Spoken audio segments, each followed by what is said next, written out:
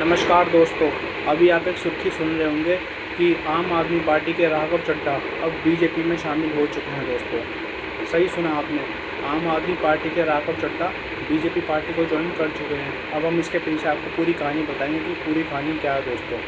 दोस्तों क्या हुआ है कि अभी जो आम आदमी पार्टी के जो राघव चड्ढा थे, वो अभी आपने सुना होगा कि वो बहुत ज़्यादा सुर्खियों में बने हुए थे। क्यों बने हुए थे सुर्खियों में? आपने सुना होगा कि वो पार्लियामेंट के अंदर जिस लेवल की वो स्पीच देते थे कि मतलब वो टैक्स के ऊपर बोलते थे, वो एयरपोर्ट पर जो महंगा खाना है उसके ऊपर बोलते थे, और वो मतलब एक तरह से जो है वो देश हित की बात करते थे। राघव चड्ढा जी जो कि एमपी सांसद हैं, किसके? राज्यसभा के, जो कि रिप्रेजेंट करते हैं पंजाब को। तो दोस्तों क्या हुआ है कि उनके जो पार्टी के जो और जो मेंबर्स हैं, जो कि आम आदमी पार्टी के जो और मेंबर्स थे, तो दोस्तों उन लोगों को, और ख़ासकर जो अरविंद केजरीवाल हैं, जो कि आम आदमी पार्टी के जो पहले एक दिल्ली के मुख्यमंत्री रह चुके थे, पूर्व मुख्यमंत्री, तो दोस्तों उन्होंने सवाल उठाया था कि जो आम आदमी पार्टी के जो राघव चड्ढा हैं, वो अपने उससे भटक चुके हैं अपने गोल से। कैसे? कि वो सिर्फ एक देश हित की बात करते हैं, वो सिर्फ बीजेपी के थोड़ा सपोर्ट में बात कर रहे हैं, वो आम आदमी पार्टी के ऊपर बात नहीं कर रहे हैं। तो दोस्तों ये बात जो है आम आदमी पार्टी के राघव चड्ढा जी के बारे में केजरीवाल जी के द्वारा बोली गई, जो कि अरविंद केजरीवाल है। तो दोस्तों क्या हुआ है कि अब आम आदमी पार्टी ने अभी 2 अप्रैल को राघव चड्ढा जी के ऊपर एक आम आदमी पार्टी ने एक बात बोली थी कि राघव चड्ढा जी को संसद के अंदर बोलने का समय ना दिया जाए। और दोस्तों उन्हें जो पद दिया हुआ था डिप्टी लीडर, उपनेता का, कि तुम इतनी देर बोल सकते हो, तो दोस्तों उन्होंने बोला कि राघव चड्ढा अपने समय से ज़्यादा इस्तेमाल करते हैं बोलने के लिए, और वो बिल्कुल भी पार्टी के बारे में नहीं सोचते, वो सिर्फ देश हित के बारे में। दोस्तों अब आप सोचो जरा, अब हमारे देश में जो सांसद, जो पॉलिटिशियन है, उनके लिए पहले प्रायोरिटी क्या बनती है? दोस्तों प्रायोरिटी तो उनके लिए ये बनती है ना कि वो अपने एक देश के बारे में सोचें। लेकिन वो क्या कर रहे हैं? वो केजरीवाल जी कह रहे हैं कि वो सिर्फ पार्टी के बारे में बात बिल्कुल भी नहीं कर रहे हैं, वो थोड़ी सी, क्योंकि अभी पहले एक आपने केस सुना हुआ कि जब ईडी की जब रेड पड़ी थी, अरविंद केजरीवाल जी के ऊपर पड़ी थी, ठीक है, और वो मनीष सिसोदिया जी के ऊपर पड़ी थी और संजय सिंह के ऊपर पड़ी थी। तो दोस्तों क्या हुआ था कि राघव चड्ढा जी जो हैं वो अपने किसी चीज़ का, आँख का कोई इलाज कराने के लिए यूके गए हुए थे। तो दोस्तों क्या हुआ था, तो अरविंद केजरीवाल और इनके जो और भी सांसद थे, वो जो विधायक थे, जो भी, तो दोस्तों ये लोग जो थे एक मुसीबत में थे।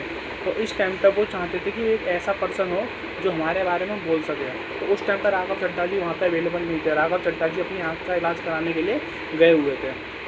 तो ये बात आम आदमी पार्टी के अरविंद केजरीवाल जी को ये बात बुरी लगी कि तुम इस टाइम पे कैसे जा सकते हो वहाँ पे अपना आँख का इलाज कराने के लिए। अब दोस्तों ये तो सोचने वाली बात है, अब ऐसे कोई होता थोड़ी है, और किसी की कोई दिक्कत है और किसी को कोई प्रॉब्लम है, तो दोस्तों वो तो जाएगा ना इलाज कराने के लिए। तो ये बात अरविंद केजरीवाल को बुरी लगी, तो अरविंद केजरीवाल जी बुरा मान गए, और इसलिए उन्होंने राघव चड्ढा जी के ऊपर एक ऐसा एक्शन लिया कि वो संसद के अंदर अपने समय सीमा के भीतर ही बोलेंगे, इससे ज़्यादा वो नहीं बोल सकते। और यहाँ तक उन्होंने उनकी समय सीमा कम कर दी, और उन्होंने बाद में एक डिसीजन लिया कि राघव चड्ढा जी को संसद के अंदर उपनेता के पद से हटा दिया जाए, और उन्हें उपनेता के पद से दोस्तों हटा दिया गया राघव चड्ढा जी को। तो दोस्तों क्या हुआ कि राघव चड्ढा जी की जो उन्होंने अगली जो कमांड दी थी उपनेता की, वो दी थी दोस्तों अशोक मित्तल को, जो कि वो भी एमपी के वो एमपी हैं, जो कि वो भी पंजाब को रिप्रेजेंट करते हैं। तो दोस्तों ये बात जो है राघव चड्ढा जी को अच्छी नहीं लगी। तो राघव चड्ढा जी ने बाद में आपने एक इंटरव्यू सुना हो, उस इंटरव्यू में राघव चड्ढा जी ने बोलता कि मैं चुप नहीं रहूँगा, मैं अपनी बात रखूँगा और मुझे ऐसे कोई दबा नहीं सकता, मैं अपनी बात पूरी की पूरी रखूँगा। और राघव चड्ढा जी ने जो एक्शन लिया, वो दोस्तों आप सुन के दंग रह जाओगे कि राघव चड्ढा जी ऐसा एक युवा नेता, एक यूथ पॉलिटिशियन दोस्तों, वो आम आदमी पार्टी को छोड़ चुके हैं और वो बीजेपी में शामिल हो चुके हैं दोस्तों। जी हाँ, वो बीजेपी को ज्वाइन कर चुके हैं, वो बीजेपी में शामिल हो गए हैं, जो कि एक राज्यसभा सांसद हैं, जो कि पंजाब को रिप्रेजेंट करते थे। तो दोस्तों ये सोचने वाली बात है कि ये आम आदमी पार्टी के लिए एक अच्छा कदम है या एक बुरा कदम है। तो दोस्तों ये जाहिर सी बात है, आम आदमी पार्टी का एक युवा नेता जो इतना अच्छा बोलता था, एक अच्छा एक स्पीकर था दोस्तों, वो अब बीजेपी ज्वाइन कर चुका है। तो ये आम आदमी पार्टी की एक तरह से पतन की शुरुआत हो रही है, जिसमें कि आम आदमी पार्टी पूरी तरह बिखरती जा रही है। अब दोस्तों मैं आपको इसमें एक ट्विस्ट और बता दूँ, राघव चड्ढा जी अकेले नहीं गए, क्योंकि दोस्तों क्या होता है ना कि हमारे देश में जो कानून बना है ना, दल बदल कानून, उसके हिसाब से क्या होता है कि एक जो दूसरी पार्टी का जो पॉलिटिशियन है ना, अगर वो किसी दूसरी पार्टी को अपनी पार्टी को छोड़ के किसी दूसरी पार्टी को जब ज्वाइन करता है ना, तो उसे बागी नेता बोल दिया जाता है। सही सुना आपने, बागी नेता।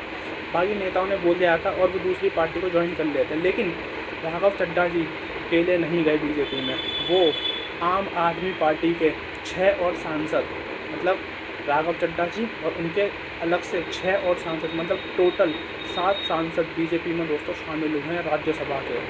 आपने दोस्तों सही सुना, कितना भयंकर हो रहा है ये आम आदमी पार्टी के लिए, कितनी एक बहुत प्रॉब्लम वाली बात है दोस्तों। 7 सांसद बीजेपी में शामिल हो चुके हैं आम आदमी पार्टी के, जो कि एक दिग्गज नेता हैं सबके सब। तो दोस्तों मैं आपको ये करके उनके नाम बताऊंगा। और दोस्तों मैं एक कुछ और बता दूं, आम आदमी पार्टी के जो राघव चड्ढा जी हैं, जब उन्हें उपनेता के पद से हटाया गया था ना, और उपनेता के पद से हटाने के बाद तो उनका पद तो किसी न किसी को देना पड़ेगा। तो उनका जो पद दिया था दोस्तों, वो दिया था अशोक मित्तल को, जो कि वो भी MP है। अशोक मित्तल को वो दिया था। तो अशोक मित्तल को जब दिया था ना वो पद, तो दोस्तों क्या हुआ कि अशोक मित्तल भी आम आदमी पार्टी को छोड़ चुके हैं। दोस्तों देख रहे हो, जिसे आम आदमी पार्टी के लिए बोला था कि तुम अब डिप्टी लीडर की कमांड संभालोगे, वो भी आम आदमी पार्टी को छोड़कर बीजेपी ज्वाइन कर चुके हैं दोस्तों। तो दोस्तों अब मैं एक एक करके आपको सारे के सारे सांसद के नाम बताऊंगा। पहले मैंने आपको बताया राघव चड्ढा, दूसरे अशोक मित्तल जिन्हें उपनेता का पद दिया था राघव चड्ढा के बाद बोलने के लिए संसद में, वो भी पार्टी छोड़ चुके हैं। तीसरे हमारे संदीप पाठक, वो भी एक सांसद है राज्यसभा के और वो भी पंजाब को रिप्रेजेंट करते हैं। चौथे हैं दोस्तों विक्रमजीत सिंह साहनी, दोस्तों वो भी एक राज्यसभा के सांसद है, वो भी पंजाब को रिप्रेजेंट करते हैं दोस्तों। और अगले हैं हरभजन सिंह, पाँचवें, जो कि हरभजन सिंह है, वो भी दोस्तों पंजाब को रिप्रेजेंट करते हैं और वो भी राज्यसभा के एक सांसद है। छठे हैं दोस्तों राजेंद्र गुप्ता, राजेंद्र गुप्ता भी एक राज्यसभा सांसद हैं जो कि पंजाब को रिप्रेजेंट करते हैं। और दोस्तों जो सबसे लास्ट 7वें हैं दोस्तों, तो 7वीं हैं, उनका नाम है स्वाति मालेवाल। सही सुना आपने, स्वाति मालेवाल, जिनके ऊपर अभी कुछ केस भी चला था कुछ समय पहले। लेकिन दोस्तों स्वाति मालेवाल जो है वो भी एक राज्यसभा सांसद है, लेकिन वो पंजाब को रिप्रेजेंट नहीं करती, वो दिल्ली को रिप्रेजेंट करती हैं। राज्यसभा सांसद में जो हमारे दिल्ली के अंदर जो राज्यसभा की जो 3 सीटें हैं दोस्तों, उनमें से एक को स्वाति मालेवाल एक तरह से रिप्रेजेंट करती हैं दिल्ली के अंदर। तो दोस्तों वो भी बीजेपी में शामिल हो चुकी हैं। तो दोस्तों मैंने आपको नाम बताए, राघव चड्ढा, अशोक मित्तल, हरभजन सिंह, राजेंद्र गुप्ता, विक्रमजीत सिंह साहनी, संदीप पाठक, स्वाति मालेवाल। तो दोस्तों सारे के सारे बीजेपी को ज्वाइन कर चुके हैं। और ये टोटल आम आदमी पार्टी के टोटल भारत के अंदर 10 सांसद हैं राज्यसभा के।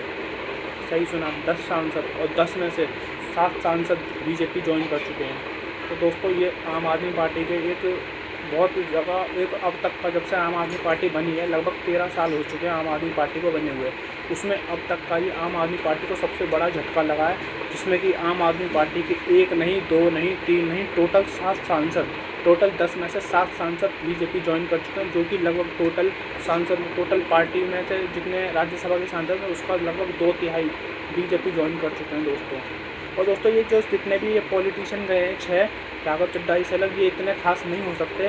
हम खास बोलेंगे कि दोस्तों ये भी राज्यसभा के सांसद है, ये भी 6 तो पंजाब को रिप्रेजेंट करते हैं और उसमें से एक जो है स्वाति मालेवाल जो दिल्ली को रिप्रेजेंट करती हैं। तो दोस्तों सबसे इसमें जो मेन है ना, वो दोस्तों राघव चड्ढा जी हैं, जो कि आम आदमी पार्टी को छोड़ चुके हैं।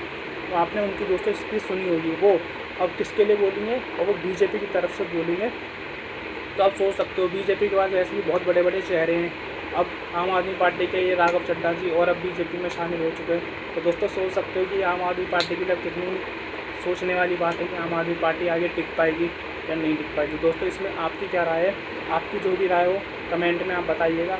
और अगर वीडियो पसंद आई हो तो दोस्तों ज़्यादा से ज़्यादा इसे लाइक करें, शेयर करें और ज़्यादा से ज़्यादा दोस्तों सब्सक्राइब करें अगर वीडियो अच्छी लगी हो तो दोस्तों नमस्कार।